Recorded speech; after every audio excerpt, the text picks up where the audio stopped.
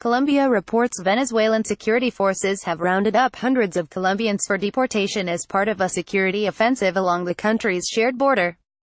Governor José Gregorio Villamamora of Táchira State said Sunday that 791 Colombians living in Venezuela illegally had been handed over to Colombia's Consulate General as a result of the four-day crackdown against smugglers and criminal gangs operating along the 1,400-mile, 2,200-kilometer border.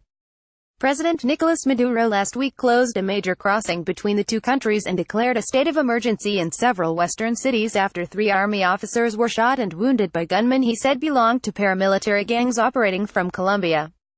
Venezuela extends closure of key border with Colombia. Santos urges talks while the assailants have yet to be caught. The incident triggered an angry response from Maduro, who sent 1,500 troops to patrol for Colombian smugglers and gangs he blames for contributing to rampant violence and widespread shortages in Venezuela.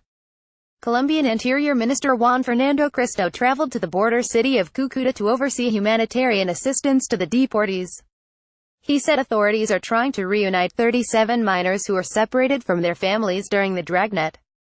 Villamamora denied reports of abuses, which the AP was unable to verify, saying that not a single family had been broken up and all those deported were treated with respect. Former Colombian President Álvaro Uribe, a fierce critic of Maduro, said on Twitter that he plans to travel Monday to Cúcuta to express solidarity with those mistreated by the dictator. A Colombian official closely following the crisis said that while the situation was tense, there was little to suggest Venezuelan authorities' treatment of the deportees violated international conventions.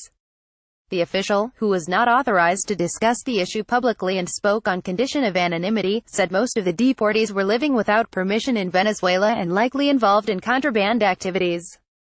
Colombian President Juan Manuel Santos said Maduro's dramatic action would hurt communities on both sides of the border. Foreign ministers from both countries are expected to meet Wednesday in a bid to resolve the crisis. Closing the border brings problems. It generates a lot of unease and forces a lot of innocent people, including children, to clean up the mess left by others, Santos said Saturday. Opponents of Maduro's administration have denounced the mobilization of troops as an attempt to distract attention from a deep economic crisis. The Democratic Unity Alliance called on the international community to take note of what it considers a clear provocation likely to generate economic losses and threaten legislative elections scheduled for December.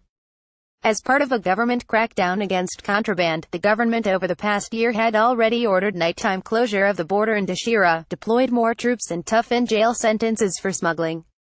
In total, the government says more than 6,000 people have been arrested for smuggling in the past year. The Post Venezuela seeks to deport some 800 Colombians in border row appeared first on Colombia reports.